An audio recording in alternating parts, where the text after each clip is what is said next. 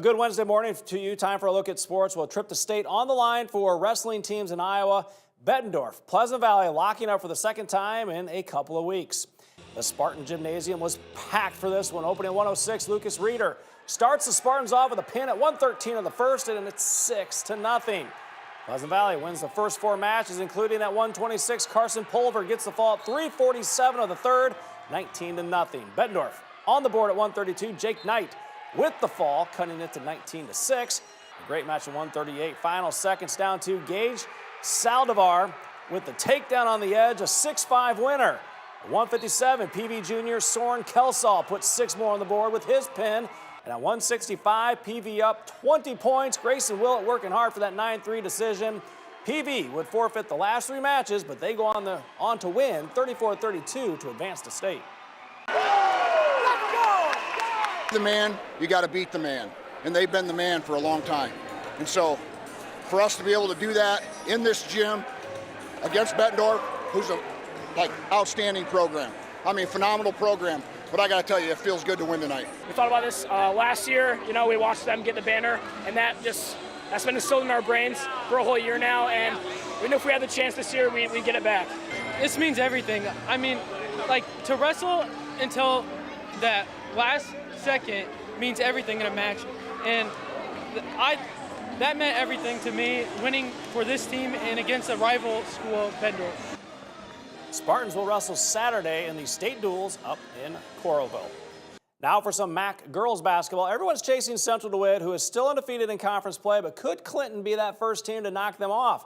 The River Queens come in tied for third, and the MAC Sabres looking for the win on senior night, and 2 seniors doing it all in the third. Kinley Burt finds Ava Putman. Nice back door off the window and good, 32-21. A few possessions later, a little pick and roll. Burt with another dime to Putman for 2 more, 39-21 Sabres. Clinton answers on the other end. It's Allie Haskell going inside to Jayliana Guy. She goes off the window and good. Then the Sabres in transition. Burt one more time to Putman. No look pass. That was pretty. Central DeWitt runs away with a win, 60-34. They are perfect still in the MAC. In that locker room, I was like, we just need to keep shooting. They'll fall. I think the coach said we were 1 for 13 on threes the first half, and I was like, we're a shooting team. We can come back. So I was like, I want every one of us to just keep shooting, keep being positive. Just when the ball wasn't going in, play through that. You know, we could have folded, and I think they rallied like the seniors. They are. The Sabres will renew their rivalry on Thursday with Maquoketa. Maquoketa just happens to be the #1 team in Class 3A. Should be one heck of a ball game. That is a look at sports. Have a great Wednesday. All right, the time is 8:55, and we are going to now get ready to turn to Ask Andrew. He's taking all of your questions, weather-related only, and answering them with his excellent expertise. Yes, this is before we have that other half hour of Ask Andrew Live. So what are you telling us, Andrew, today? Well, this morning we had a really good question regarding a reminder of when we need to use those headlights. And yours truly is guilty as well.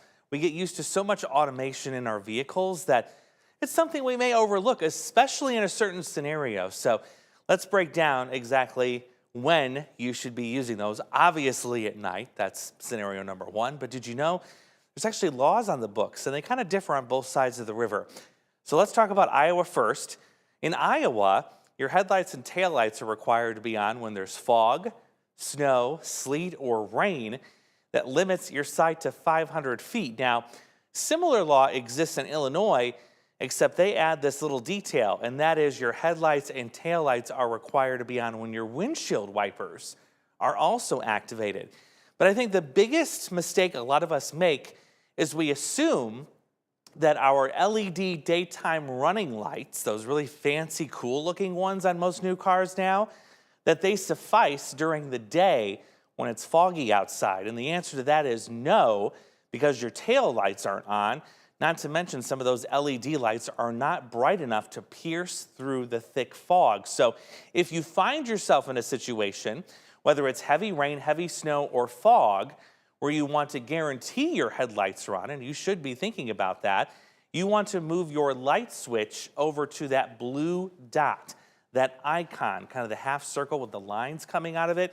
That is the manual override that ensures, yes, both your headlights and your tail lights are fully on.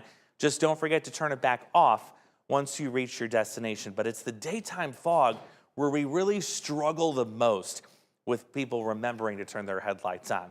We, of course, have Ask Andrew Live at the top of the hour in just a few minutes. And yeah, we'll check in with our forecast too one more time right after this.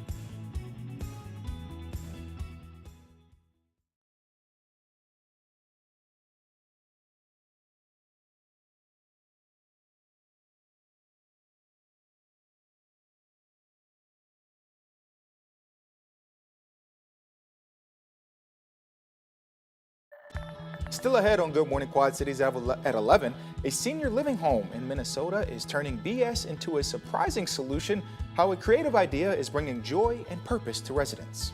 Plus, get your questions ready. Plant and garden expert Craig Hignite will be joining us in studio to answer your garden questions. My favorite day of the week. Yes, it is the best day of the week. Halfway through the work week, and we get to see Craig's smiling face and those lovable t-shirts. We love it. Last check of the forecast. Yeah, we get 30s today, lots of sunshine, a couple flurries heading our way tomorrow, and then hello spring early next week. A little spring flirt on Monday and Tuesday with 50s. Another reminder, literally seconds from now, it is Ask Andrew Live at the top of the hour, and we've got a lot to talk about, including a new way to forecast severe weather this spring. You'll want to stay tuned and stick with us. All right, can't wait for that. Don't go too far. That's coming up here in just a minute. Thank you so much for watching GMQC at 8. We'll also be back for GMQC at 11. Have a great day.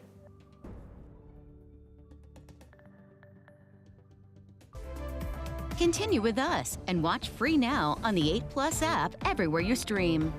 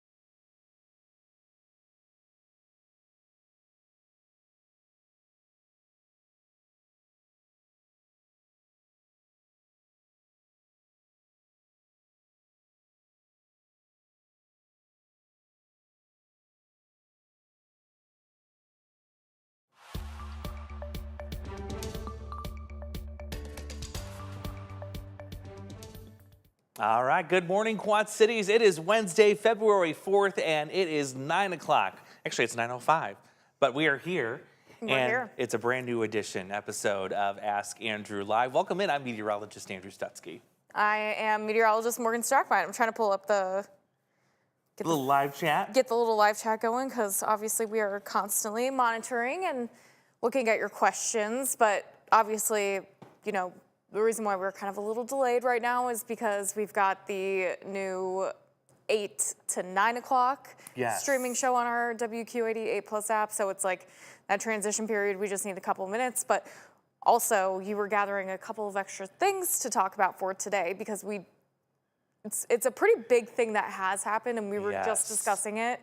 I feel like, in all transparency, mixed feelings behind it, but we're going to see how it goes. Hopefully, it goes better than expected. That's our hope anyway. Yeah. We want to make it as easy as possible. I'm going to forewarn you, it's a heavy lift today. It is. Because we're going to be talking about something brand new that the Storm Prediction Center is going to start doing starting next month.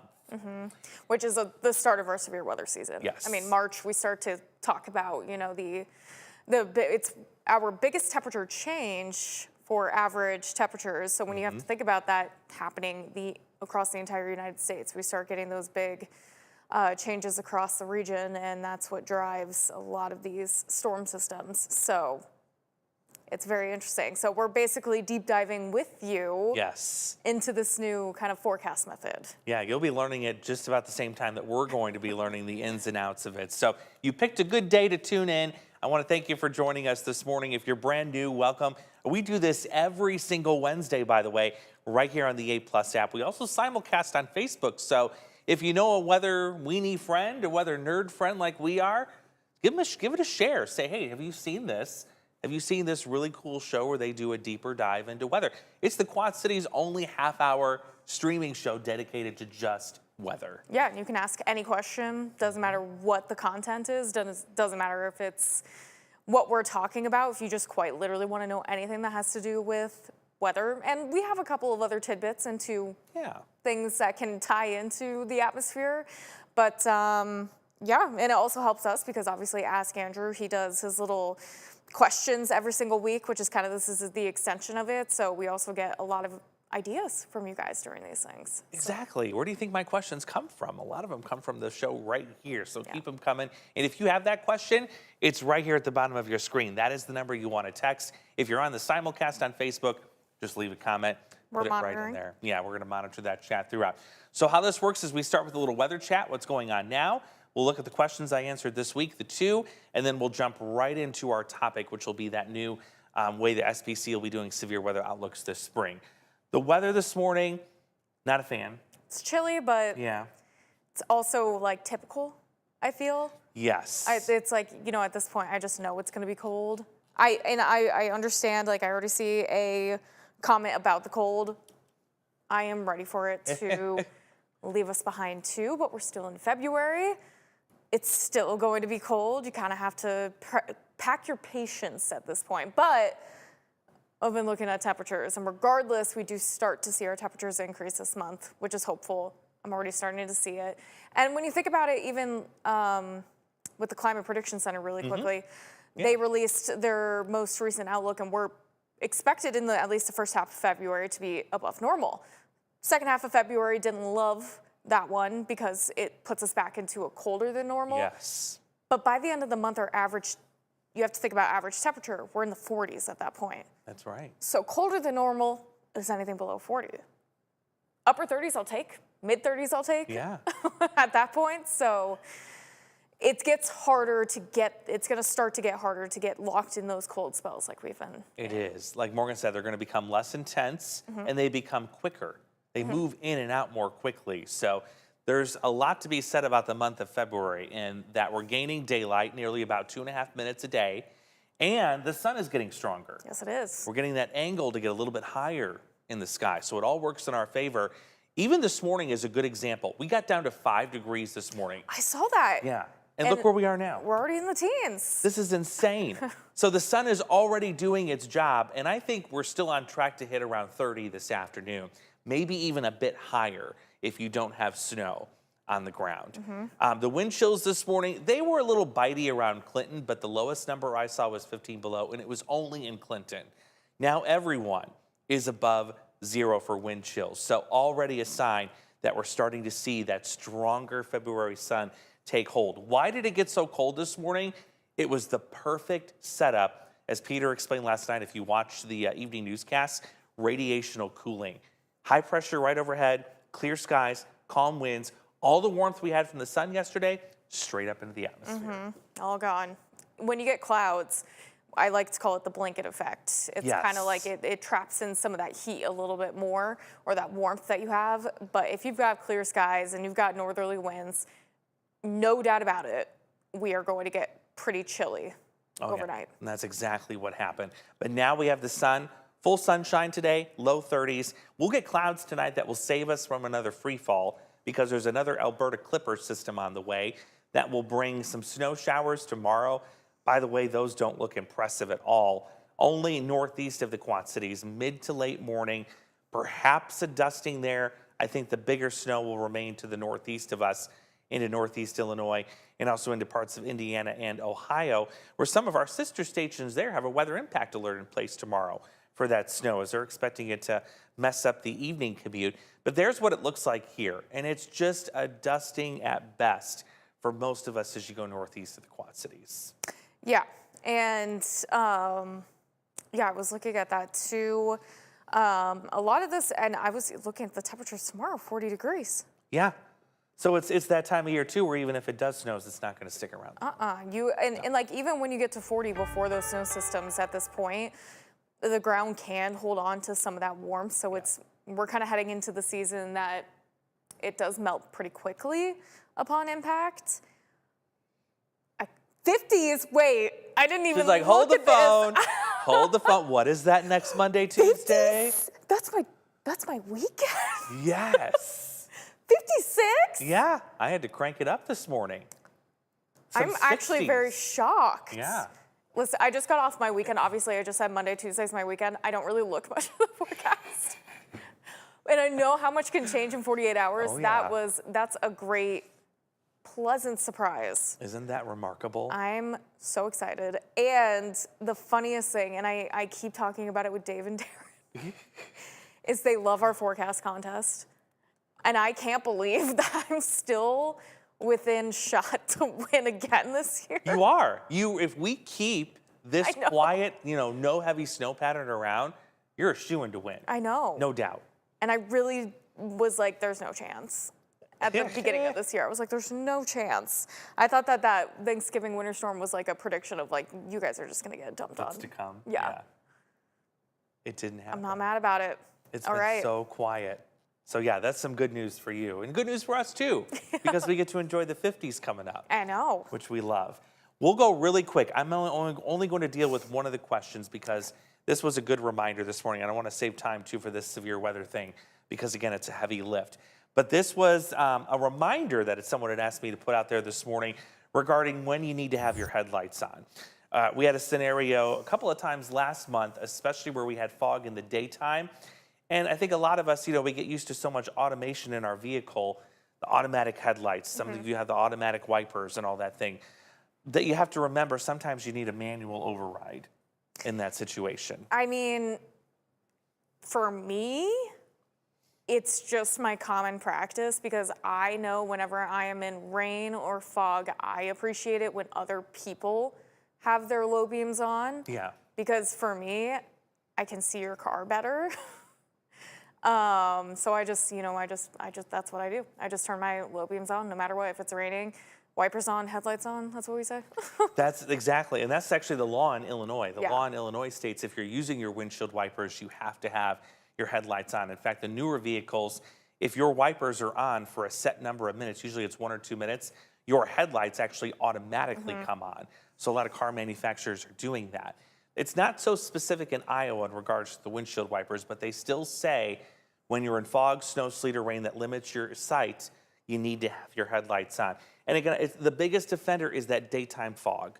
Anytime we get daytime fog, we think the light's out, You can see the road. It's not like nighttime where everything's dark. But the problem is you still are not very visible to other cars around you, even though it's daytime. That's why it's so important to override your automatic headlights and put your light switch on the blue dot when you've got that daytime fog.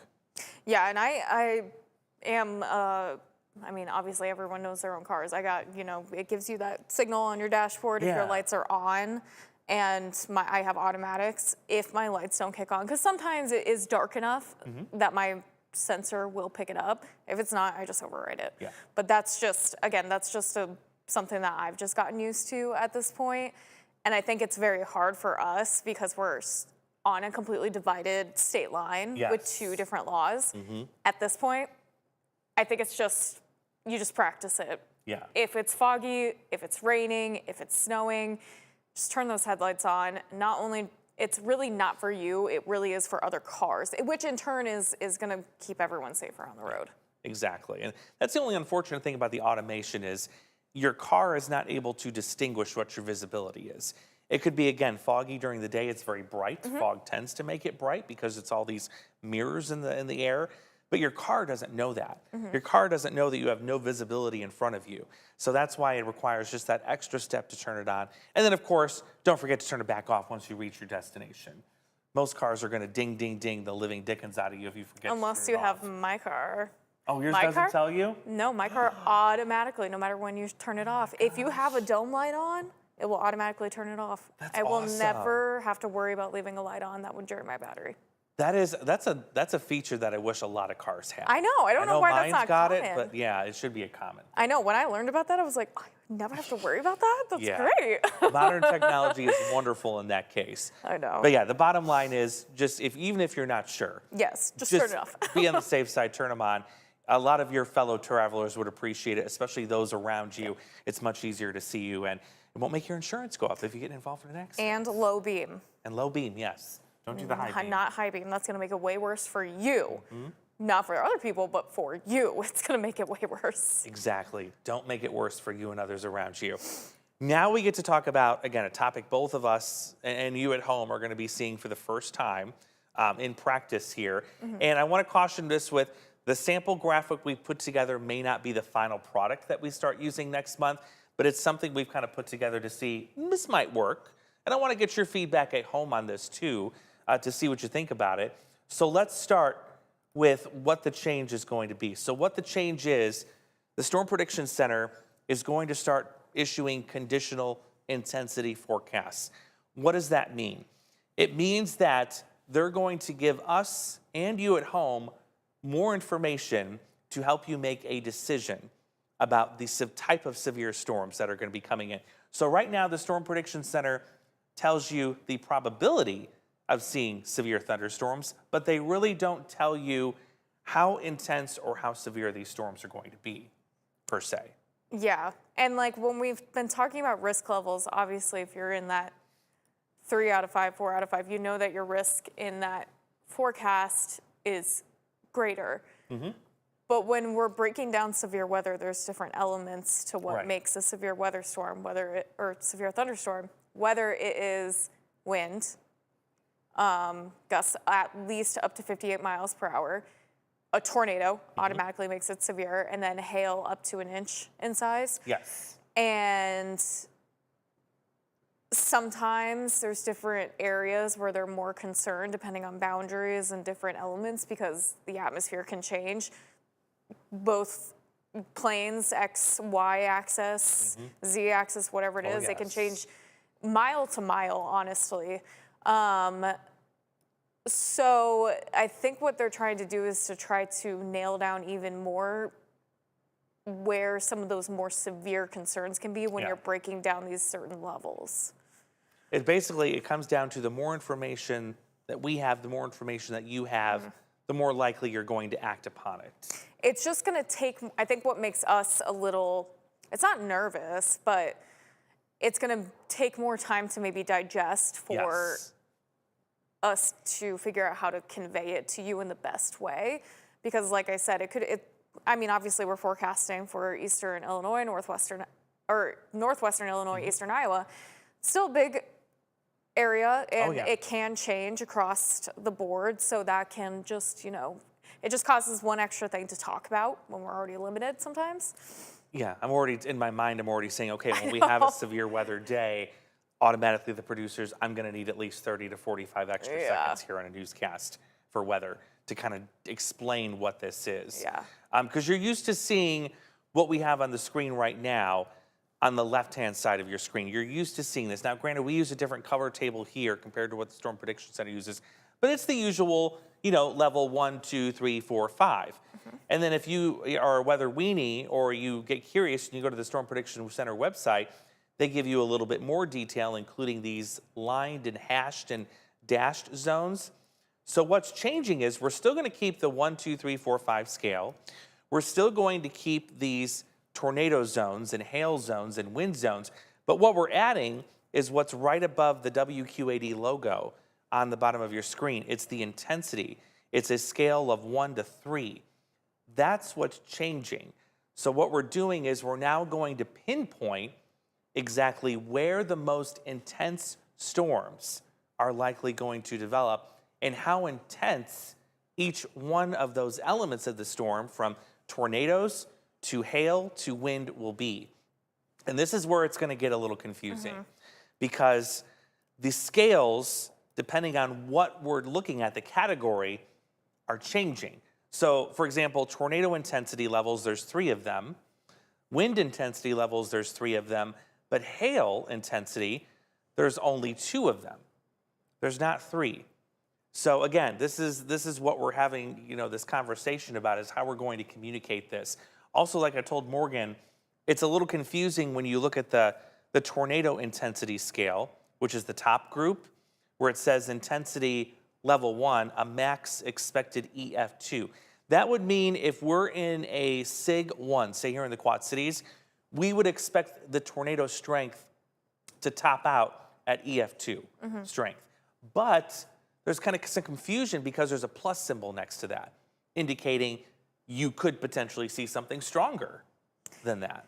And I think I understand scientifically where it's at, because it's accounting for the outliers and that, the atmosphere gets chaotic, and you have to account for those certain situations where those things can get stronger.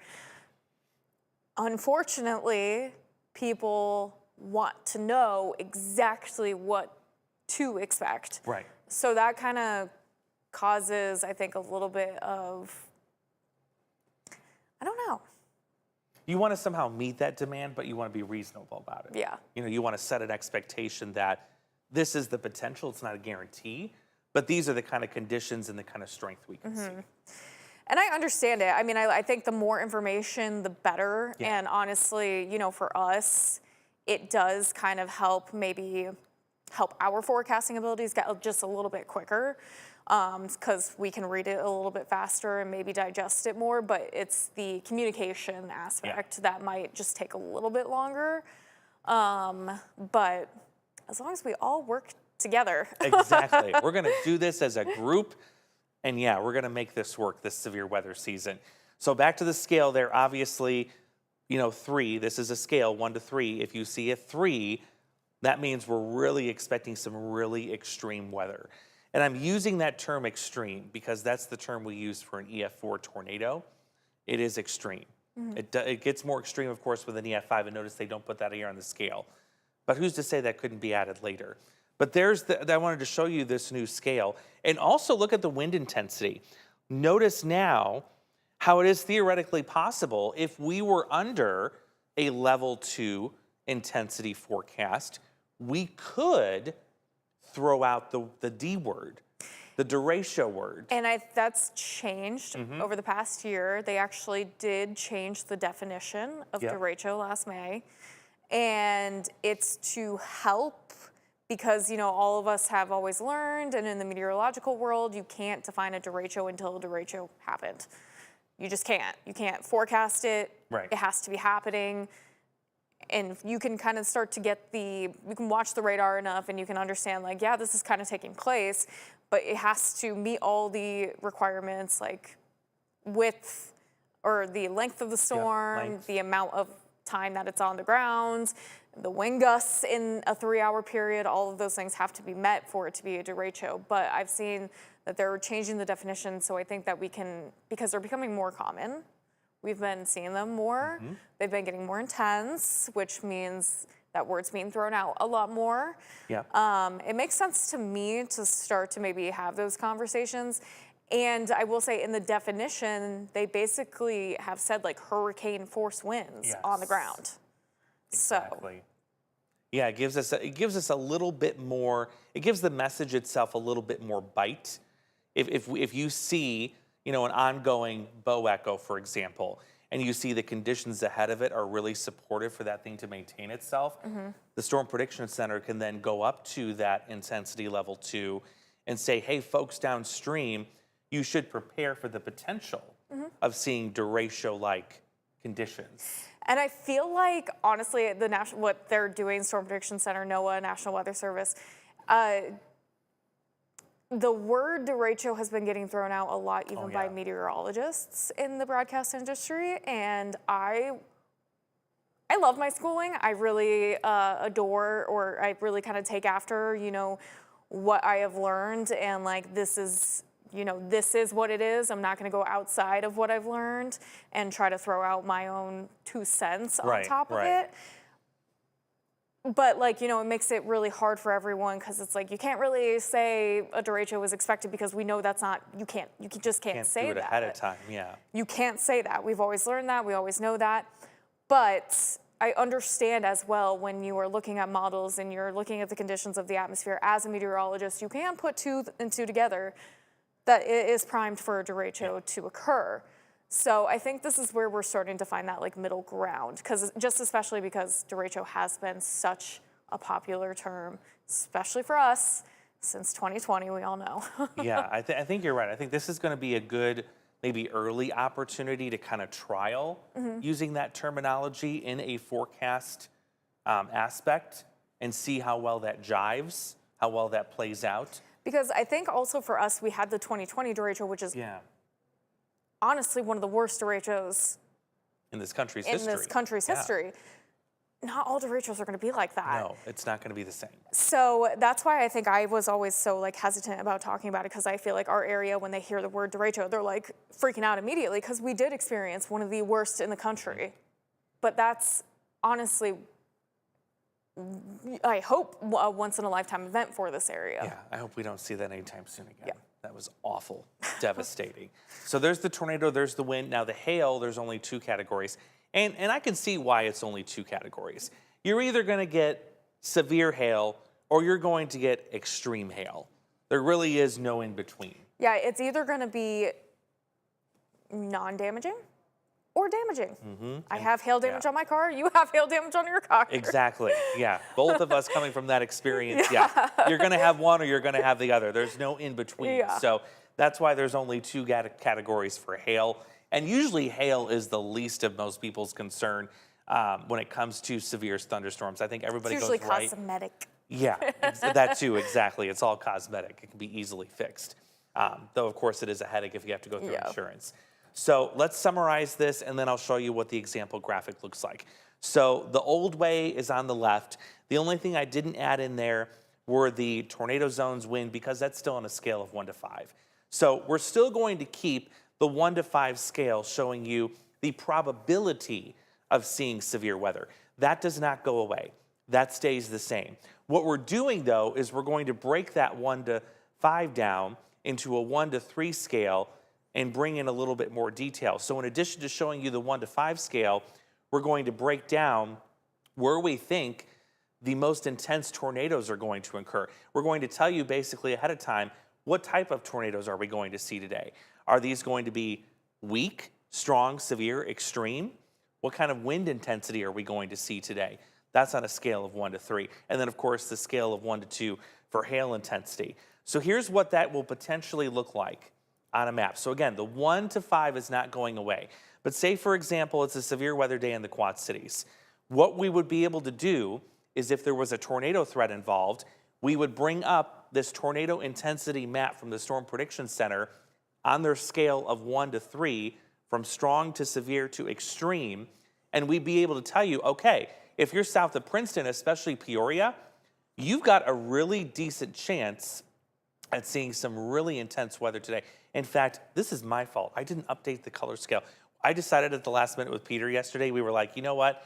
I think orange, red, and then the purple Got it. would have been the better color. So I can update that really quick because that's a really bad example. But I don't want to confuse anybody again. But yeah, let me update this really quick. Again, we can do this on the fly. It'll take me 2 seconds. This will be a better explanation, and then I can also share this too. Oh, yeah. I think looks that a also little bit helps with the eye. Yeah, Differentiate colors. it kind of gets your attention a little bit more there. I think it was this color. So that's what it would look like. So obviously, the brighter that color, the more damage you're going to potentially see, the more catastrophic damage you're going to see. Yeah, I mean, I totally understand it because also with the old way, I think it helps break it down into more what threat you're seeing. Again, like we've been talking about derechos and windstorms and wind events have been, for us especially, I think a little more common than a tornado outbreak. So I think that kind of helps categorize like what kind of storm systems are you dealing with. Tornado outbreaks, more than likely, it's usually super cellular. They're usually the pockets that you see rather than the line that you see. That's usually the wind event that we get, which again, we have been seeing a lot more commonly, I'd say, as of late. Not to say you can't get tornadoes and derechos, you absolutely can, but they're usually short-lived, very, very fast, usually pretty weak because the storm itself is just so strong, it usually overtakes it, but I think that's gonna help for sure. It will definitely, I think, absolutely help with the wind events because we've seen, like you said, so many of those. It's going to be nice to be able to differentiate those a little bit more, get a little bit more specifics. So what you see there behind us, that's one example. Of course, there will be 3 different maps. There'll be tornado, there'll be wind, and there'll be hail. And they'll all have this same color scheme, except hail. You've only got 2 colors to work with.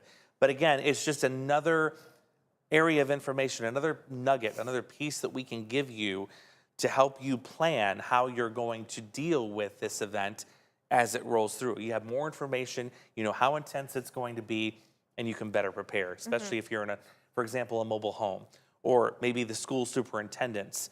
They see a map like this. If this was right over the Quad Cities as a school superintendent, I'm on high alert all day. I'm thinking, okay, worst case scenario, the school gets blown away. Where are these kids gonna go? Do we get them out of here now? Do we cut school early? What do we do? So this is what the goal of that is. It's not to confuse you more. It's not to confuse us more. I see where they're coming from, the Storm Prediction Center. They want to arm us with more information because their studies with the psychological experts, the psychology folks, have said the more information you have, the more likely you're going to act on it. More likely you're going to act on it, and hopefully the more likely you're prepared for yourself, because I also know storm anxiety is huge. It is, yeah. People really worry about it. I was somebody who was very much like that as a child. So I think that's also kind of, because anytime that we're talking about these severe events and going into these details, it's not to cause fear, it's just to prepare. Because I will say, 5 times out of 10 in your forecasted area, you're not going to be in that area. It's the forecasted area. You have to think about how small you are compared to that. So exactly. But so long you're prepared, everything's good. Everything will be just fine. So I know we went a little long, but I wanted to spend some extra time on that because, again, it's a big change. Now, this is not the last time we're going to talk about it. I believe we're going to probably pull this in for the severe weather special that's coming up next month. And there'll probably be some other stories that we'll sprinkle in too. So I want you guys, if at any point during this severe weather season, if you have questions regarding this, just reach out to any one of us. It can be email, it can be Facebook. We will happily guide you through this. And of course, when we do our live chats here on a severe weather day, ask about it. We'll tell you exactly how this is going to work. And I will say we are kind of like, we work really closely with the National Weather Service. We're kind of the liaison between, though they are literally, their sole purpose is to continuously update and do the forecast. We don't have all that time. Right. We are trying to convey the messages to you while also doing that on our own end. So we are basically like the liaisons between them. So it's the more feedback we get from the general public and that we can relay to the NWS, it is a good, you know, thing going on, because not everyone knows how to reach out to the NWS. I mean, it's a government sector. It's kind of difficult to get in contact with them. Exactly. So it's always good to get feedback. It's always good to get questions so we can help. We just all help each other, basically. That's right. It's a team group effort. is. We're all in this together, like the song says. I won't sing it for you. You don't want to hear that with this cold that I've got going on. But it's a nifty little tune. It's a toe tapper. Do we want to try to do a speed round? Yes, let's Okay. get through our questions real quick, and yeah, we'll see what you got for us this morning. All right, Billy says, good morning. Noticed back when the southern states went through the ice storm, it wasn't tagged as PDS. My question for you is why it wasn't tagged as PDS, and if it had been in our area, would it have been? Do they use tag?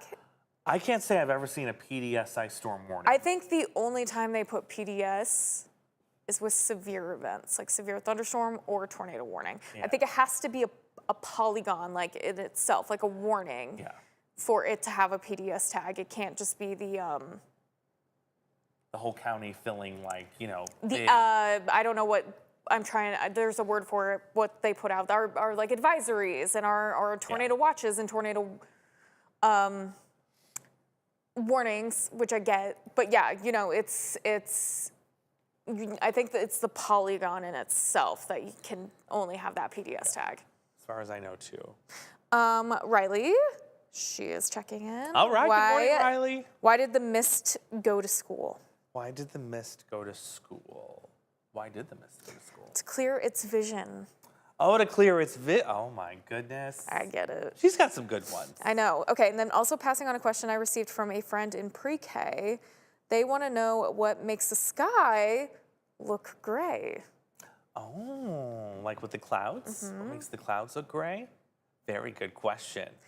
That is what we call me scattering. Yes. Is the actual terminology to it. It's the same reason why the sky is blue, but it's not me scattering. It's what we call Rayleigh scattering. So when we have cloud cover, sun's rays are hitting the clouds. All those water droplets are basically reflectors all throughout the clouds and messing with the lights and the wavelengths of the sun's rays. And basically it's just all jumbled together and it just gives that gray appearance. When the sky is blue, especially at like high noon where the sun is directly over you, you get these really short wave, what we call short wave radiation.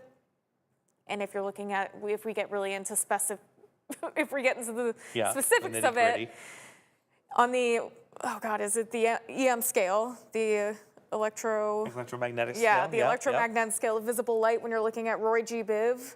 We can't see violet, so blue is the next shortest one. Yep, that's the predominant And that is color. why it is blue. I've done so much on that because I just like. Question. That is a great question. And a great explanation, too. You handled that beautifully. Is this the last cold day for a while?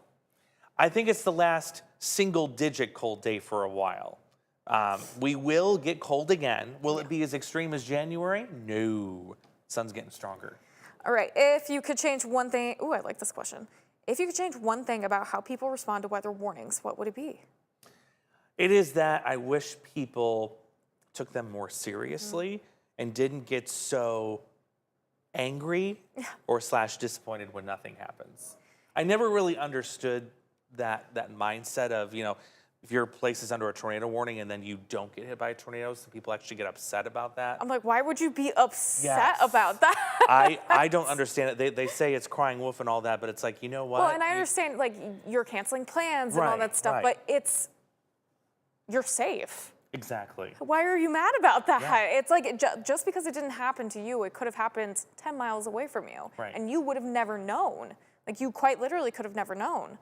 It's just, you know, I think it's just in terms we need to change the mentality to be like, oh, thank goodness lucky I'm that we're okay. safe and I'm okay. I don't gotta call Mr. You know, Jake to cover my roof and all that. Exactly. So, yeah, exactly. Can you discuss false streak holes in Mammatus clouds and how they form?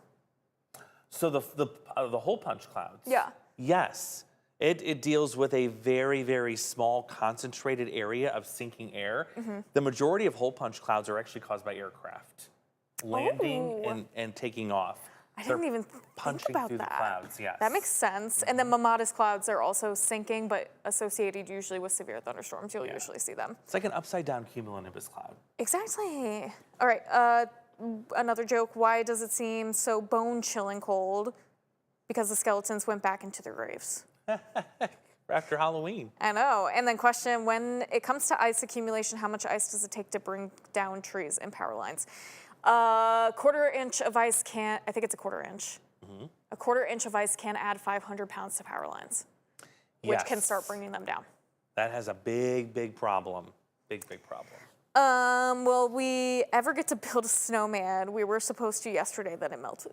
Oh, no. Don't give up hope yet. You can still get snow all through March. And I will say the snowman building snow is when you want it to be a little warm. Yeah. You want that packing, not the dry, fluffy stuff with the cold we've had, which is now kind of what we would see going forward into February, especially the later.